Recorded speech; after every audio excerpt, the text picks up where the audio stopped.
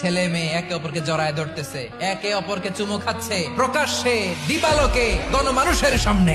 নারী যে কত সম্মানিত নারীরা এটা বুঝেই নাই। নারীদেরকে আল্লাহ বানিয়েছেন উচ্চতর করে। নারীদেরকে ছোট্ট জিনিস দিলে এটারে বড় করে দেয়। নারীদেরকে ভ্রূণ দিলে, শুক্রাণু দিলে নারী এটারে বাচ্চা হিসেবে উপহার দেয়। দেখছেন, আপনি দিলেন একটুকুনি দিছে, আপনি তাকে একটা মুচকি হাসি দিয়ে দেন, সে তার কলিজা দিয়ে দেয়। কিন্তু যদি আপনি তার মনে কষ্ট দেন, সে আপনার জীবনকে জাহান্নাম বানাইয়া দেয়।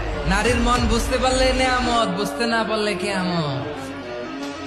এই বিশ্ব ভালোবাসা দিবসের সাথে মুসলমানদের কোন সম্পর্ক?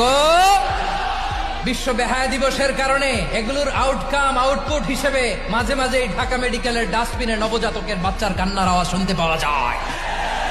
ওর বাবাকে, ওর মাকে, ও কোন ফ্যামিলির সন্তান কেউ জানে? আপনি তার ভবিষ্যৎকে অন্ধকার করেছেন না? আপনি তার লিনিয়েজকে প্রশ্নবিদ্ধ করে দিয়েছেন না? এই জন্য আল্লাহ তাআলা অশ্লীলতাকে আমাদের জন্য হারাম করে দিয়েছেন। পড়েন সুবহানাল্লাহ।